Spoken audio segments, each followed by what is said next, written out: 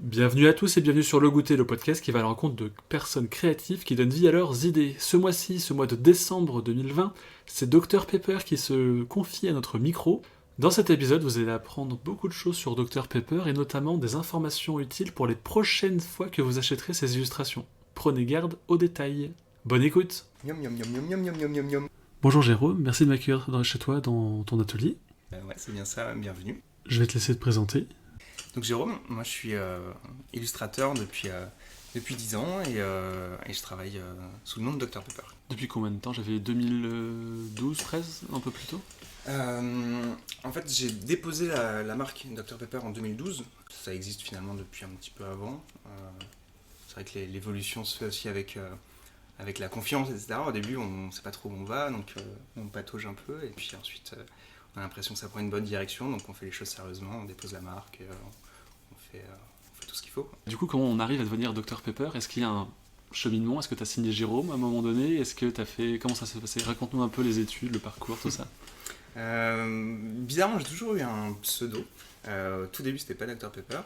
Dr Pepper, ça vient de la fac. C'est un ami à moi en fait qui m'a un peu surnommé comme ça, et au final je l'ai conservé parce que je trouvais que ça correspondait bien à ce que je faisais.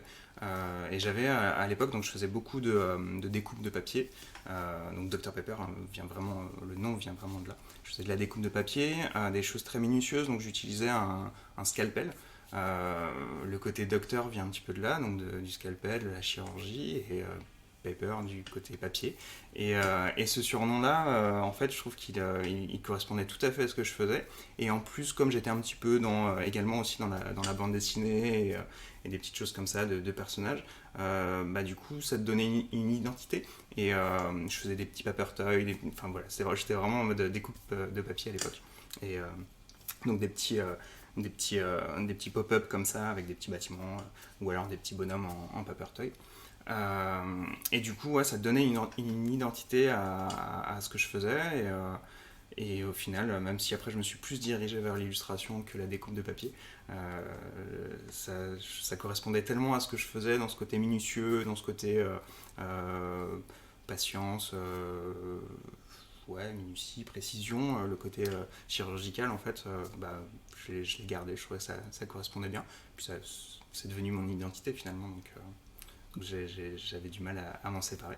Je voyais pas pourquoi j'allais m'en séparer en fait. Donc même si c'est devenu une marque, c'est avant tout en fait mon nom de créateur finalement, mon nom d'illustrateur. C'est ça que je signe. Je signe vraiment Dr Pepper. Je signe pas Jérôme. Rien à voir avec la fameuse boisson du coup? Alors ça vient forcément de là. Il y a tout ce mélange là en fait d'américanisation un petit peu, parce que j'ai toujours eu une orientation très new-yorkaise, Brooklyn, c'est des univers que j'adore dessiner. Et d'ailleurs quand je griffonne, mes bâtiments ressemblent vraiment à ça. Ce qui me sort de la tête, c'est ça. Et du coup, donc il y a ça, il y a plein de choses autour de Sgt Pepper, des Beatles. Enfin voilà, il y a tous ces différents univers, de la musique, de tout ça. Un multiculturalisme intégré dans le... Ça, tout à fait. Et le parcours que tu as fait? Ouais, du coup, alors pour le dessin, moi je dessine depuis tout petit. Hein, c'est quelque chose qui m'a toujours passionné, et ça a toujours été dans ma vie, enfin dès que j'avais du temps en fait, je dessinais. Et, toutes mes références sont autour de ça, de la bande dessinée, etc. Voilà, tout au long de ma vie, j'ai dessiné. J'ai fait une fac d'art plastique après le bac. Et pendant la fac, j'ai rencontré quelqu'un qui m'a beaucoup appris et beaucoup aidé, qui était donc François, avec qui j'ai travaillé en fait. C'était ma première micro-entreprise finalement, parce que lui était indépendant, il travaillait dans la décoration, dans la fabrication de décors. Et du coup, comme il était indépendant, pour qu'on travaille ensemble, il fallait que je me mette en indépendant aussi. Donc je ne savais pas du tout où j'allais, mais du coup j'ai créé ma micro-entreprise. À l'époque, ça n'existait pas l'auto-entrepreneuriat, donc c'était directement une entreprise. Mais je ne savais vraiment pas où j'allais. Et d'ailleurs, je pense que si jamais je savais où j'allais, je ne l'aurais pas fait. Parce qu'en fait, le montant des charges et tout ça, j'avais aucune idée de tout ça. Mais du coup, ça m'a permis en fait d'apprendre énormément de choses à ses côtés, la professionnalisation d'une profession, d'une activité artistique ou créative, l'échange avec les clients, cette minutie aussi, justement, lui, on avait des clients comme Patek Philippe, par exemple, c'est des montres, donc des choses qui sont très minutieuses, qui sont très strictes aussi dans leur demande. Donc il y avait. En fait, j'ai appris énormément à ses côtés, donc c'est pour ça que j'en parle un petit peu, sur le processus de création, sur beaucoup plus qu'à la fac finalement d'art. Et puis Dr Pepper s'est créé un petit peu en même temps, au final, pendant la fac. Et puis vraiment le style Dr Pepper est apparu finalement après mon séjour à Amsterdam. J'ai vécu 1 an à Amsterdam et en revenant d'Amsterdam, en fait, c'est ma toute première illustration, celle d'Amsterdam. Je me suis créé en gros mon souvenir de mon séjour là-bas avec tous les bâtiments qui représentaient quelque chose pour moi. Donc il y a le Melver par exemple, qui est une boîte de nuit chez qui mon coloc travaillait là-bas, donc on y allait souvent. Là, c'est plein de petites choses en fait qui correspondent pas à quelque chose de touristique de la ville, mais à mon parcours, à mon ressenti en fait, de la ville. Et en fait, cette série-là, je l'ai commencé comme ça finalement. C'est vraiment, je continue à le faire comme ça. Mon but, c'est pas de faire une illustration touristique de la ville, c'est vraiment mon parcours dans la ville, c'est mon interprétation, les bâtiments que j'ai bien aimés. Il y a des bâtiments touristiques ou représentatifs de la ville qui vont pas forcément s'y retrouver, soit parce que je les ai pas vus pendant mon séjour, soit parce que j'ai trouvé que d'autres choses étaient plus intéressantes à mettre en avant que ça. Donc c'est toujours le nom d'un restaurant dans lequel j'ai bien mangé, plein de petits détails comme ça, d'anecdotes qui nous sont arrivées pendant notre parcours dans la ville. Et j'ai vraiment envie de continuer à garder ce côté très personnel. En fait. C'est vraiment ça que j'ai envie de mettre en avant. Moi, je commence à dessiner directement dans la ville pendant que je la visite et ensuite à la proposer comme ça d'une façon très personnelle finalement. Les idées, elles viennent n'importe quand en fait. C'est pas des heures de bureau, oui, t'as pas de 8h à 10h. Oui, comme tu disais, pour moi, l'imagination, c'est tout le temps dans ma tête. Je vois quelque chose, ça me fait penser à un truc et tout. Je me balade dans la rue et puis j'ai tellement aussi un cumul d'idées. Justement, tu disais tout à l'heure que cette frustration-là, cette frustration en fait de ne pas pouvoir avoir le temps de faire, de concrétiser les idées. C'est vraiment très très frustrant et en plus quand c'est une question juste de temps en fait parce que derrière en effet comme tu le disais tout à l'heure aussi tout ça demande, avoir une entreprise ça demande énormément de temps autre que la création, entre la communication qui est indispensable, mais il y a aussi de toute la gestion de l'entreprise, de la comptabilité, des relations avec les entreprises. Exactement. Enfin, tout ça, et en plus, au tout début, moi, c'était des choses qui me faisaient limite flipper, en fait, toutes les déclarations aux impôts et tout. À l'époque, tout début, j'étais à la Maison des Artistes, plus en auto-éditeur, en auto-entrepreneur. Donc, il ne fallait pas que je mélange telle ou telle déclaration, parce que les revenus allaient pour la MDA ou alors pour l'URSSAF et tout. Enfin, du coup, je mélangeais tout. À chaque fois que j'avais quelqu'un au téléphone de la Maison des Artistes ou l'URSSAF, alors ils sont complètement paumés aussi. Donc, j'avais une version différente pour remplir telle ou telle case. Donc, c'était un réel flip. Et c'est vrai que de pouvoir à la fois rencontrer des gens compétents, des gens de confiance pour la compta par exemple. En fait, tout ça, au moins, on n'a plus à y penser. Et mine de rien, ça prend beaucoup de place dans notre esprit, enfin dans mon esprit pour le coup. Et de ne pas avoir ça à penser, en fait, ça permet de se focaliser sur autre chose et d'être beaucoup plus efficace justement dans de choses de gestion du temps en fait que si moi je m'écoutais, en fait, il y a des idées qui fusent et des fois en fait l'idée qui est la plus récente. Je vais presque la faire passer en priorité. Et du coup, en fait, j'ai des idées de créa qui datent d'il y a plusieurs années que j'ai toujours pas pu mettre en vie parce que il y a, alors, c'est très bien, c'est vraiment génial parce qu'il y a beaucoup de travail. Mais aussi parce que il y a cette et gestion de planning finalement en fait ça me permet d'avoir un petit peu plus de visibilité en fait sur un peu ce fourre-tout d'idées. Trop cool. Trop cool. Du coup, est-ce que tu kiffes ce que tu fais?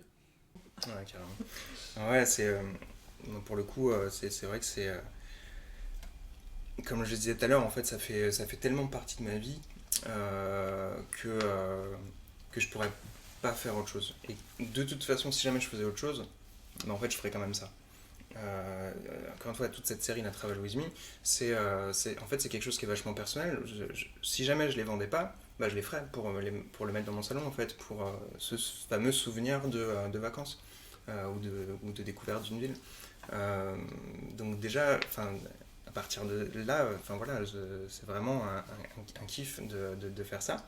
Ça l'est toujours autant et ça l'est d'autant plus par toutes ces rencontres que ce travail nous permet de faire, que ce soit des clients avec des marques que j'affectionne depuis, par exemple, là, quand Nintendo m'a fait cette commande de Zelda, pour moi c'est juste génial parce que d'une, travailler avec Nintendo, c'est vrai que c'est super cool, mais en plus c'est un jeu de mon enfance et du coup quand je le dessine, je suis super nostalgique et je me replonge totalement dans l'univers et dans des souvenirs d'enfance. Et du coup, jusqu'à maintenant, c'est vrai que j'ai la chance de travailler avec des marques ou avec des clients qui sont en osmose en fait avec ma façon de penser, ma façon mes références et tout ça. Et je pense que c'est logique aussi, puisque si jamais ils viennent vers moi, c'est aussi parce qu'ils apprécient mon style et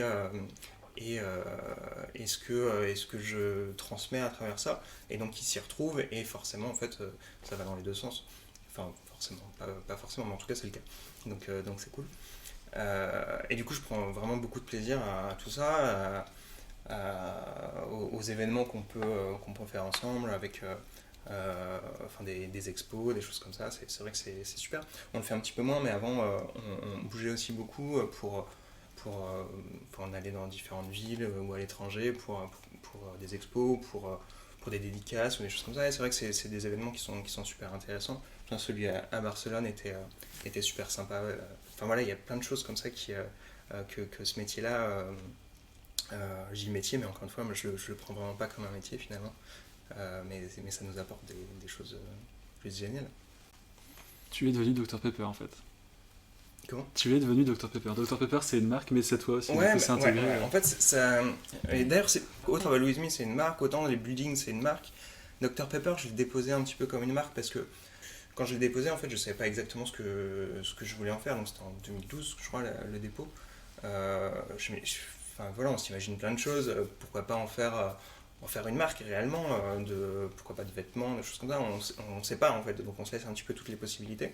Et le fait d'avoir quand même ce dépôt de marque, ça, c'est le nom de la société. Des fois, on parle de Dr Pepper comme une entité, en fait, autre que moi qui signe Dr Pepper.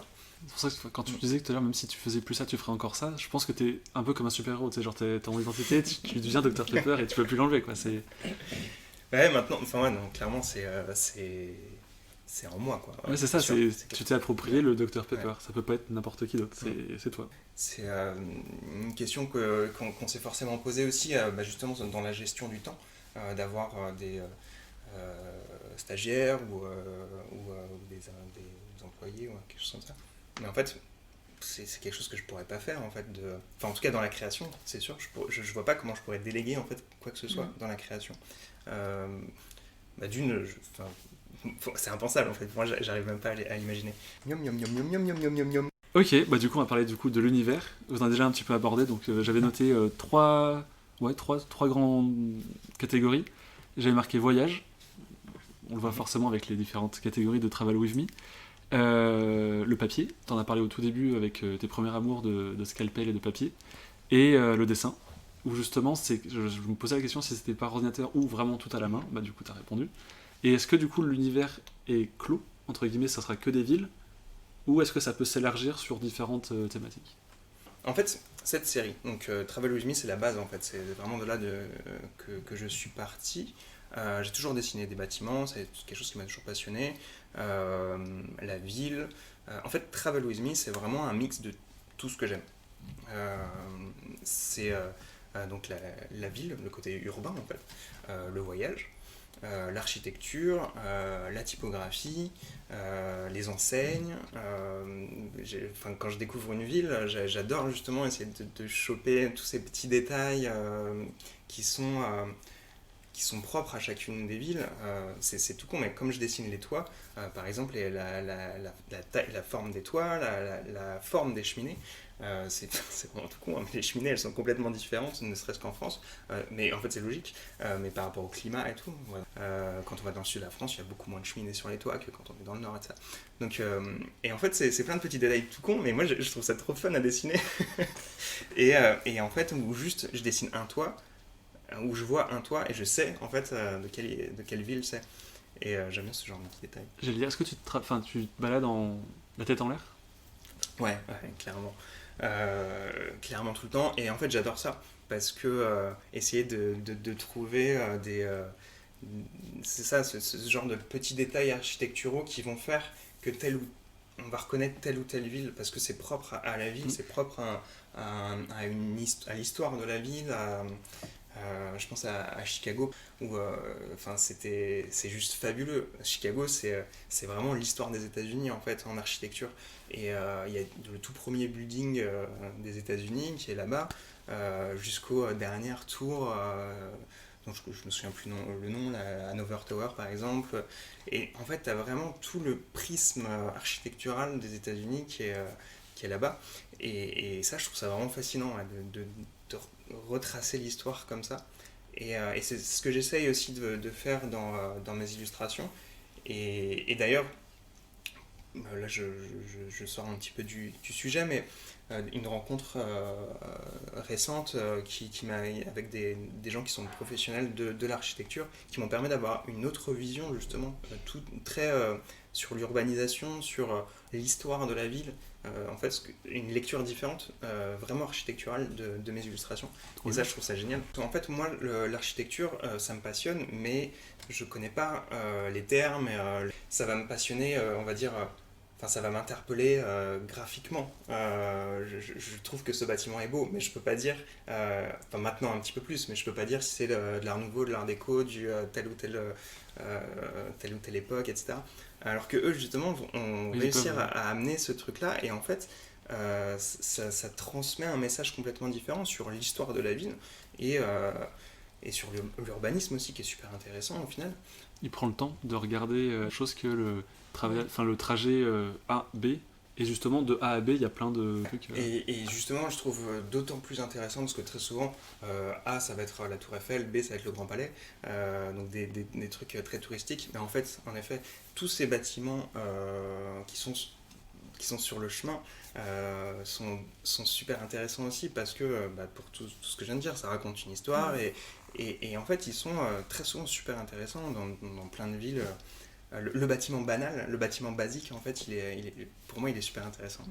Des fois, d'ailleurs, même, on n'est pas sur l'architecture, mais même les petits graffitis, les petites choses, découvrir un truc entre deux toits, ou des perspectives qui se créent entre des bâtiments, entre plusieurs bâtiments, et il y a des coins à Nantes, là, qui sont super intéressants, justement, tac, un bâtiment, ça donne sur un toit, on aperçoit une fenêtre d'un autre bâtiment derrière qui a une autre architecture, et puis hop, il y a la tour derrière qui est encore plus moderne, et tout, et j'adore ce genre de photos, en fait.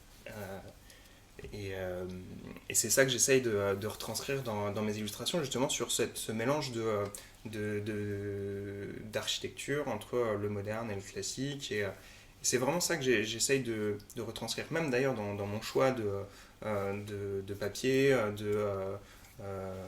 là, ce côté noir et rouge, avec le petit tampon rouge finalement, qui fait quelque chose de très gravure, un peu rétro, un peu à l'ancienne. Pareil, le papier aussi, je voulais un papier qui soit vivant, qui soit donc avec de la texture, qui soit pas trop blanc et qui justement ce côté un petit peu ivoire, crème, rappelle les gravures de l'époque, ce côté un peu d'ailleurs un peu japonisant puisque mon tout premier logo je l'avais fait en rouge sur le côté, un petit peu comme les tampons japonais, et je l'avais fait comme ça en fait. Là j'avais pris le DCTR, non le DTRP à l'époque, c'était Dr Pepper. J'avais écrit en fait, je cherchais différentes, et Ah, en j'ai gros vu. les premières lettres c'était ça, à la verticale.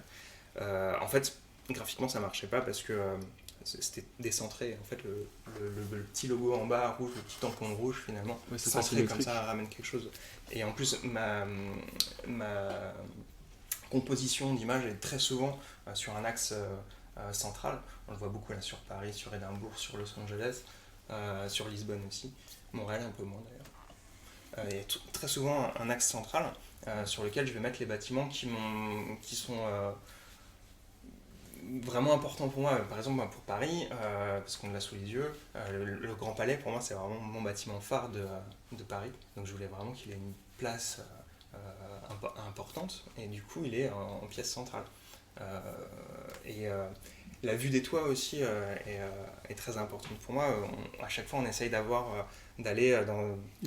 C'était des questions que j'avais justement parce que... Ouais, d'avoir un point de vue comme ça. À Tokyo, on était allé... je me souviens plus du nom de la tour. Et en fait, comme je disais tout à l'heure sur la petite anecdote sur les cheminées et tout, en fait, le fait d'avoir un point de vue avec la vue des toits.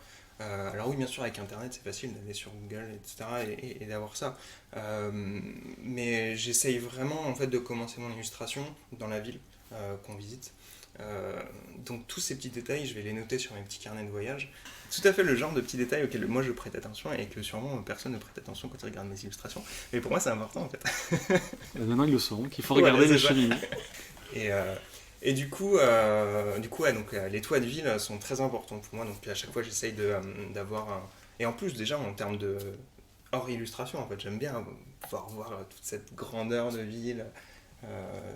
Ces différents quartiers en fait qu'on voit, le quartier financier avec des grandes tours et le quartier plus historique par exemple avec une architecture qui va être complètement différente et tout. Et j'aime bien essayer de...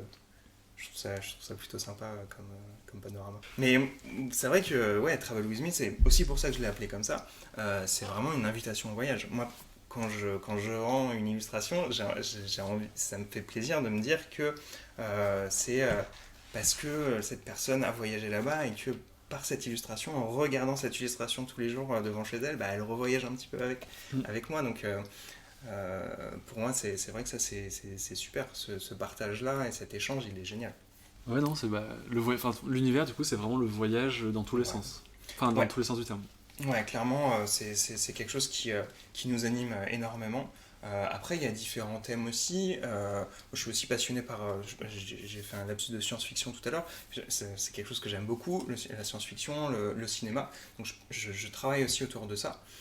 C'est quelque chose que je mets un petit peu moins en avant. Et puis aussi, on parle tout à l'heure de temps, de choix. Et depuis un certain temps, on a pris une direction qui est vraiment sur Travel With Me. Et après, de façon plus anecdotique, je vais travailler sur le cinéma. C'est une série que j'avais commencé très tôt au début qui s'appelle Movie Scenes. Et en fait, moi qui m'intéresse à l'architecture, la science-fiction c'est génial aussi parce que il y a toute cette architecture imaginaire à retranscrire. C'est passionnant aussi. Pour l'univers, j'avais un mot, je sais pas si, ouais, je pense que c'est le bon, prolifique, en termes de... Prolifique, ouais, c'est si, je pense que... Prolifique ou profiterole, je pense que c'est l'un des deux. Pas profiterole. Et en fait, il y a vraiment plusieurs médiums, mais aussi techniques, comme tu disais avec les expositions, et t'as pas peur d'essayer de nouvelles choses en fonction du lieu, des expériences et tout. Est-ce qu'il y a encore, alors, ça peut être compliqué à dire comme ça, mais un matériau ou une technique que t'aimerais mettre en place et que pour l'instant t'as pas encore réussi à trouver le truc parfait pour réussir à le faire? Comme ça en effet je vois pas. C'est vrai que c'est super excitant pour moi aussi de pouvoir travailler sur différents supports à différentes dimensions, faire des fresques sur des très grands formats. Peut-être de l'éphémère, je sais pas, c'est déjà travaillé dans l'éphémère. Ouais, un petit peu, ouais. On en a fait quelques fois. J'ai toujours envie d'essayer des nouvelles choses. Alors soit ça se fait par des opportunités, par des rencontres. Tout à l'heure on parlait du musée de l'imprimerie par exemple.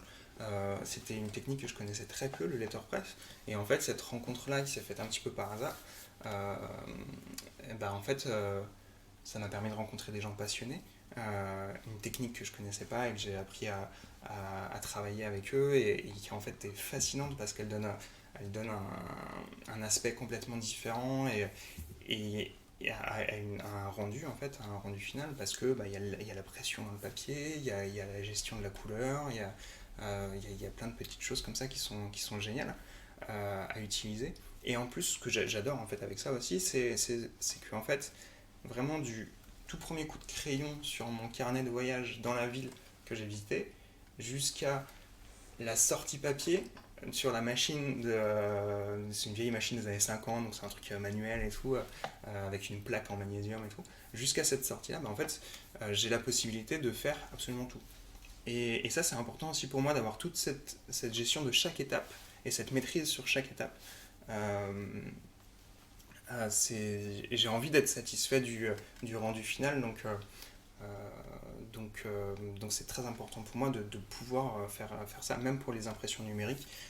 J'ai rencontré plusieurs imprimeurs, j'ai fait plusieurs tests, plusieurs papiers, plusieurs machines, plusieurs formats et tout, avant de trouver ce qui me convient. Le format SRA3, c'est quelque chose qui est un peu qui est pas standard, mais donc des fois qui est compliqué pour certaines personnes à encadrer. On me demande souvent, genre, des fois je reçois un petit mail ou sur Instagram, genre mais comment je fais pour l'encadrer?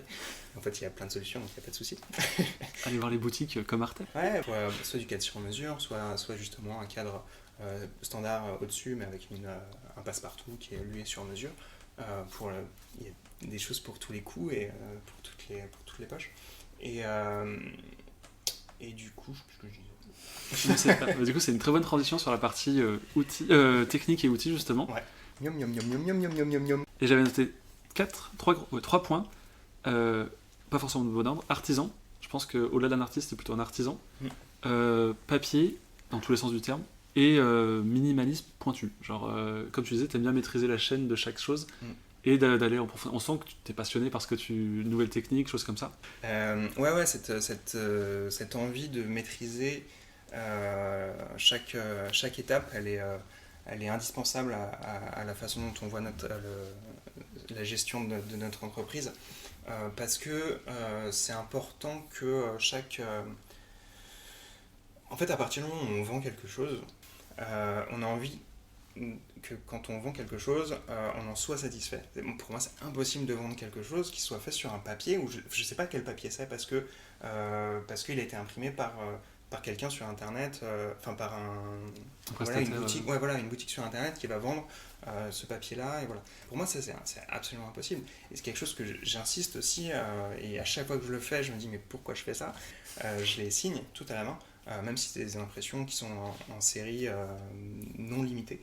C'est vraiment important pour moi d'une, que je puisse avoir en main et vérifier que l'illustration soit aux normes, on va dire. Attends, tu veux dire que même les séries non limitées, tu les signes tout à la main? Elles sont toutes signées. Donc quand on fait une commande je sais pas, un tirage à sort de 2000, je mets à demi-signature. Ah oui. Alors justement, combien de temps ça prend? C'est vrai que c'est vraiment difficile à quantifier parce que ça dépend aussi de la ville. Moi je me souviens, Osaka par exemple, quand on est revenu du Japon, la dernière ville qu'on a faite c'est Osaka. En fait, on a atterri, le lendemain je dessinais quoi. Osaka, j'ai adoré l'atmosphère qu'il y avait là-bas et j'avais envie vraiment de garder cette ambiance-là pour dessiner. Et du coup, je l'ai faite super rapidement. Je l'ai faite vraiment presque non-stop. Parce que voilà, j'étais dedans, quoi. J'étais inspiré. Je me souviens pas exactement, mais même la nuit, je pense que je dessinais. Mais par exemple, Tokyo, j'ai mis 3 ans avant de la faire. Parce que, alors je sais pas exactement pourquoi, mais il y avait trop de choses. C'était compliqué de faire un choix sur tel ou tel bâtiment. Il y avait dit peut-être Tokyo 1, Tokyo 2. Mais en fait, ça n'a pas de sens par rapport au reste de la série, donc non. C'est vrai que c'est ce que je m'étais dit aussi au début pour Paris. J'avais commencé par arrondissement en fait. Je m'étais dit j'ai trop de choses à raconter sur Paris, donc il faut que je le sépare. Je reprendrai peut-être 2 ou 3 arrondissements, mais c'est pas le but. Ok. Et du coup, est-ce que tu peux nous présenter des outils que tu utilises tout le temps? Moi, j'ai toujours mon petit micro stylo. J'ai essayé plusieurs choses au fur et à mesure de l'évolution de mon trait et de l'évolution de Dr Pepper. Et je suis parti sur les petits unis, les unipins. qui ont vraiment moi qui étaient ceux qui m'ont le plus satisfait par rapport à tout ce qu'il me fallait, donc de la finesse, de la noirceur. Je suis pas très propre, donc il faut que ce soit quelque chose qui sèche très rapidement. Très souvent, je vais remettre ma main dessus et tout ça. C'est un truc tout con, mais c'est aussi d'ailleurs le choix du papier est important pour ça. Mais quelque chose enfin, un trait de crayon qui va pas, un trait de stylo qui va pas sécher tout de suite, bah derrière ça va faire une tache et ça veut dire quoi, il faut tout recommencer. Donc c'est vrai que l'outil il est super important. Ma petite règle aussi, j'ai une petite règle à roulette. C'est une règle en fait qui me permet de faire des traits parallèles. En fait, c'est une règle qui roule comme ça et ça reste parallèle. C'est un gain de temps aussi quand j'ai découvert cet outil-là qui était super important parce que plutôt que de faire des quadrillages ou alors d'avoir. Enfin voilà, c'est un outil qui permet de gagner un petit peu de temps et puis les carnets, le papier. D'ailleurs, ouais, c'est vrai, tu utilises quoi comme carnet de voyage pour dessiner? On peut s'être intéressé pour ça. C'est ce justement que je mets en cadre. C'est quelque chose qui rentre dans une poche. C'est les petits formats. Après là, pour le coup, ça dépend. J'utilise pas mal de cançons. Le Moleskine, il s'ouvre un peu moins. En fait, ça dépend. Puis pareil, il y a eu de l'évolution. Spirale? Non. Non. Non, le spiral, quand on est sur la feuille gauche, c'est chiant. Plutôt soit de la graphe, soit cousu. Puis des petits carnets, quelque chose de petit. Je dessine vraiment petit, donc j'ai envie d'avoir un truc. Comme ce qu'on voit dans les différents cas. Exactement. Puis quelque chose qui tient dans la poche aussi. Je voyage plutôt léger. Non, comme je disais, quand on marche beaucoup, c'est vrai que voilà, le petit carnet, tac, tac, c'est super pratique. On peut dessiner partout et ça, c'est super cool. Top. J'ai l'impression que depuis que vous me parlez, c'est que vous essayez et vous testez, voir si ça fonctionne. Vous avancez marche par marche. Ouais. Et je là, vous êtes sur Etsy. Est-ce que vous allez rester sur Etsy? Pourquoi Etsy? Et est-ce que vous allez faire d'autres choses après? Là, tu décris vraiment notre façon de faire parce qu'on est des gens qui sont plutôt prudents. On n'est pas sûr de nous. Tac, on lance tout d'un coup et machin. C'est pour ça aussi que Dr Pepper, finalement, ça a pris de temps. Ça va faire 10 ans là, que ça existe. Mais parce qu'il y a toujours ces petites étapes au fur et à mesure de essayer en fait. Et si ça marche, après on y va. Et puis après, on prend confiance et puis c'est parti, c'est cool. Mais pour le shop, c'était un petit peu ça aussi. On avait commencé à l'époque avec une plateforme existante. On a commencé avec Etsy, c'était en 2012. Donc ça fait 8 ans. C'est vachement, ça a vachement changé, ça a vachement évolué au niveau de la facturation, de la gestion des commandes, des clients. C'est une communauté, et c'est pour ça d'ailleurs, c'est parce que ça fonctionnait plutôt bien qu'on s'est toujours demandé, enfin en tout cas on a toujours retardé ce truc de se faire un shop vraiment à nous. Parce que sur notre site internet on voit sur Etsy finalement et Etsy nous apporte aussi une communauté et aussi avec l'arrivée justement parce que depuis 2 ans maintenant je fais des pièces uniques, des séries très limitées et c'est des choses que j'avais pas forcément envie soit de proposer à des boutiques parce que ce serait plutôt dans une galerie ou quelque chose comme ça comme sur toile ou sur skate ou d'autres choses et du coup sur Etsy là ça se perdrait un petit peu trop au niveau des illustrations. Donc le fait d'avoir un shop vraiment à nous, un shop Dr Pepper où on peut choisir vraiment toute son interface, etc. Pour le coup là c'était aussi très intéressant pour ça. Parce que avec les réseaux sociaux c'est vrai que c'est cool. Les skates on les vend par Instagram par exemple. Les pièces uniques pour l'instant c'est comme ça, mais c'est vrai que les toiles, etc. J'avais envie d'avoir... D'ailleurs, c'est pour ça aussi Etsy, c'était intéressant parce que c'est une boutique en ligne, enfin c'est une plateforme en ligne, mais ils font aussi des événements, des choses. Du coup, ça nous a permis d'être partenaire, par exemple, avec les Galeries Lafayette sur Paris. Et on a vendu là-bas pendant un moment. Et d'ailleurs, ça nous a permis de voir aussi qu'on ne voulait pas du tout être dans ce genre de grande distribution. On aime bien ce côté humain, de l'échange qu'on a avec les boutiques. Tu vois, du coup, les échanges que tu as avec les boutiques, derrière, On va faire des événements, on va faire des dédicaces, on va faire des déplacements, on va faire des choses ensemble, des pièces, enfin Quantité limitée. ouais, voilà, des choses exprès pour cette boutique, des exclusivités, des trucs comme ça. Et c'est des choses que des échanges directs avec les boutiques nous permettent, alors qu'avec avec d'autres, pas tellement. Et je pensais à ça aussi sur Etsy. Il y a aussi un truc là qui était vraiment cool pour la sortie des buildings. Ils ont sorti le Etsy Design Award, qui est quelque chose de mondial. Vous l'avez eu d'ailleurs, je crois, c'est ça? Et en fait, on était finaliste, ouais, avec les buildings, donc c'était super. C'était dans le. Je me souviens plus de l'intitulé exact. C'était des créations, enfin, création novatrice, un truc comme ça, je sais pas trop quoi. Et du coup, c'est vrai que comme j'essaie à chaque fois de chercher des choses un petit peu différentes, de proposer des. Enfin, ouais, de réfléchir à un concept différent ou à quelque chose d'assez. Ça m'amuse en fait dans ce côté peut-être un peu inventeur, je sais pas quoi, non, c'est pas du tout ça. En fait, ce que j'aime bien, et c'est pour ça que je suis parti sur les buildings avec ce truc de cartes, de porte-cartes, J'ai bien en aimé. fait, c'était vraiment réussir à trouver une illustration, en fait, un moyen de créer une illustration qui évolue. On l'a au mur, mais en fait, si on veut, bah, tous les jours, elle est différente.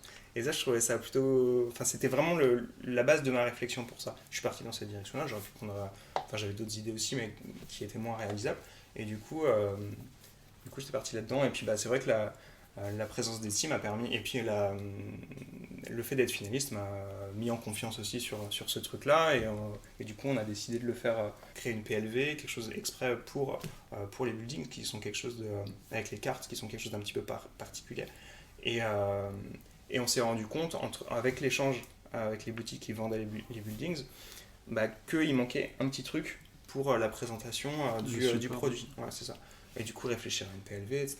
Et en fait, cet échange-là, il est super intéressant. Yum, yum, yum, yum, yum, yum, yum, yum, yum. Justement, on va passer sur la partie projet. Et depuis tout à l'heure, j'ai un truc en tête. Est-ce que vous allez faire un livre Dr Pepper? Ça fait partie. En fait, comme on le disait un petit peu tout à l'heure, en fait, il y a plein d'idées là, sur 10 ans. Il y a plein de choses qui se sont accumulées et que par manque de temps ou de choix qui n'ont pas été faits. Le livre en fait partie. Moi, c'est vrai que pour la série Movie Scenes, par exemple, c'est un truc que j'ai en tête depuis 2012 sur cette petite série d'illustrations que j'ai toujours pas fait. Parce qu'en fait, dans la tête, j'ai plein de trucs et comme je le disais tout à l'heure, il y a plutôt les idées nouvelles que je vais mettre en priorité finalement. Et c'est dommage.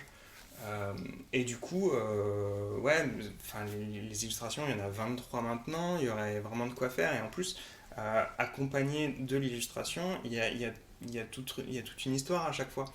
Et du coup, il y aurait de quoi faire quelque chose de pertinent sur chaque ville, que ce soit anecdotique ou si jamais on veut quelque chose de plus, comme on disait tout à l'heure, avec Théma Archi, quelque chose d'un petit peu plus porté sur l'architecture et tout. En fait, il y a plein de choses. En plus, ce serait un bel objet où on pourrait retrouver pas mal de choses.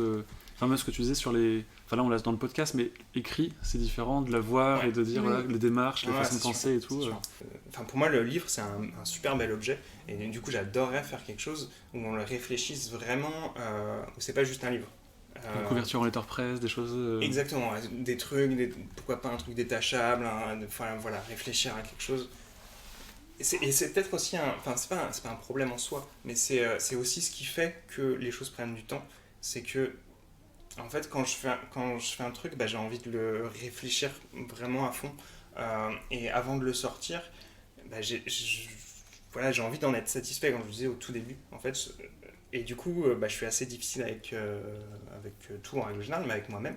Et du coup, ça prend du temps finalement. Et peut-être qu'il y a des choses que j'aurais pu sortir si j'avais pas été si minutieux ou si pointilleux sur telle ou telle chose. Et en fait, j'en suis pas satisfait, donc ça prend plus de temps. Et puis il y a autre chose qui arrive entre temps, et du coup je le mets de côté, et puis ça ne voit pas le jour. Puis un livre, ça prend du temps à faire en plus. Ah clairement.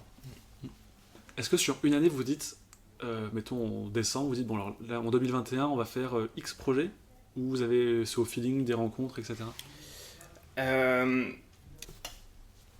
Il y a un grand thème par an à peu près. Ouais, c'est ça. ouais. Ouais. Puis des choses où il y a des envies, il y a des choses qui sont assez évidentes.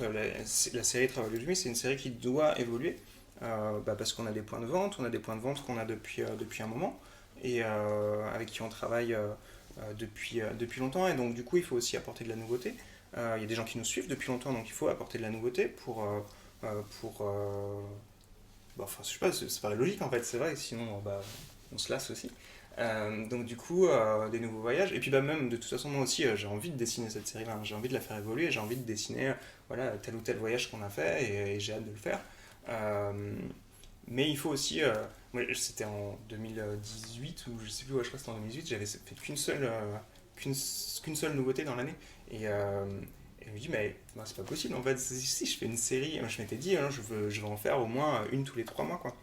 Et en fait, il y avait eu plusieurs commandes clients et tout, donc c'est vrai que c'est des choses où des rencontres, des trucs où voilà, des projets qui prennent un petit peu le dessus parce que mine de rien, celle-ci, en fait, c'est ça, cette série, je la prends à la fois comme quelque chose de personnel, donc j'ai tendance à la mettre après d'autres commandes, mais en même temps, c'est pas tout à fait quelque chose de personnel vu que maintenant c'est commercialisé et que c'est dans des points de vente et qu'il y a cette attente-là. Donc il faut aussi jouer un petit peu avec tout ça.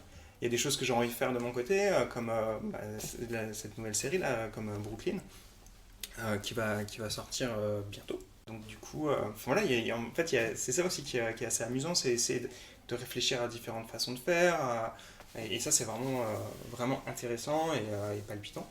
Et j'ai une dernière question sur les projets. Est-ce que c'est le client qui vous donne une carte blanche parce qu'il connaît votre travail, ou il y a des éléments imposés qu'il faut que, et puis du coup ça rentre pas trop forcément dans le... Bon, un petit peu des deux, mais c'est vrai que si les gens viennent vers moi, c'est pour entre guillemets un style Dr Pepper. Donc ils savent quand même plus ou moins ce que je vais leur proposer. Après, il y a selon les clients, différentes contraintes qui sont telle ou telle chose, tel ou tel élément. Mais après, c'est moi aussi, c'est à moi là pour le coup de jouer avec leur univers et de mélanger le mien au leur de façon judicieuse. Et moi, j'aime bien ce challenge-là, justement. Et à chaque fois, j'essaye de... Je travaille avec Big Fernand, par exemple, depuis 2012-2013. On a fait tous leurs restos ont une ville. Big Fernand Dubaï, Big Fernand Montparnasse, Big Fernand Nantes, Big Fernand machin. Et donc du coup, je mélange mon univers urbain de la ville en question avec leur univers un peu drôle parce qu'ils ont beaucoup d'humour sur le nom de leur truc, etc. Et l'univers du burger Hamburger. du hamburger. Hamburger. Surtout, ouais. Et puis pareil, il y a une évolution aussi autour de ça et tout, donc c'est intéressant. Et moi j'aime bien, ouais, j'aime beaucoup en fait. En fait, comme je le fais pour eux, j'ai envie que eux, quand ils vont voir cette illustration-là, ils vont avoir un petit peu le même ressenti que quand moi je fais une illustration pour moi. Donc c'est un peu compliqué. Du personnalisé sur mesure. Exactement. Moi je veux vraiment qu'il y ait un maximum de détails pour que eux, ce soit leur illustration, quoi. Donc quand c'est un lieu que je connais pas ou quelque chose que je connais peu, je leur demande de faire un brainstorming avec tous leurs employés pour avoir un maximum de choses. Ça m'est arrivé de faire des fresques pour des bureaux. Du coup, c'est ça, je veux que chaque employé, limite, quand il passe devant, il ait sa référence à lui, quoi. Et c'est ça que j'essaye de faire comprendre aux clients et de ne pas lésiner sur la quantité de choses qu'ils me donnent. Des fois, je reçois une liste de fous, mais en fait, c'est ça qui est génial dans ce type d'illustration, finalement, c'est que en fait, je peux mettre plein de petits détails. Ça peut être juste un mot sur une sorte de fausse petite enseigne, ça peut être juste un petit personnage qui fait telle ou telle chose, qui va représenter tel ou tel corps de métier ou telle chose. Et en fait, c'est assez marrant. Et puis même pour moi, là, pour le coup, moi, je m'amuse aussi à justement jouer avec ces contraintes-là de leur logo qui, des fois, correspond pas trop au niveau... soit il y a plein de couleurs. Moi, je travaille beaucoup en monochrome, finalement, parce que c'est du noir, mais ça peut être juste une couleur, ou alors 2-3 couleurs, pas plus. Donc voilà, essayer de jouer avec tout ça. Et moi, ça me permet aussi de m'amuser sur différents concepts, quoi. Top. Et du coup, en termes de projet, vous faites des collaborations aussi un petit peu ? Ouais, et ça c'est super intéressant. Moi, c'est vrai que c'est un exercice que j'aime beaucoup. D'une, c'est des rencontres souvent géniales, parce que soit c'est avec d'autres artistes qui ont leur façon de faire, qui ont leur façon de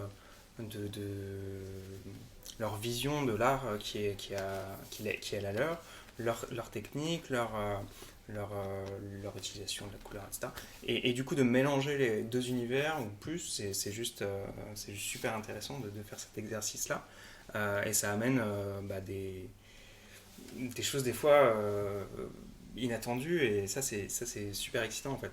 T'as des exemples peut-être d'artistes? Avec Lucas Beaufort, pendant le confinement, avait fait un projet qu'il avait appelé le Four Hands Project, je pense.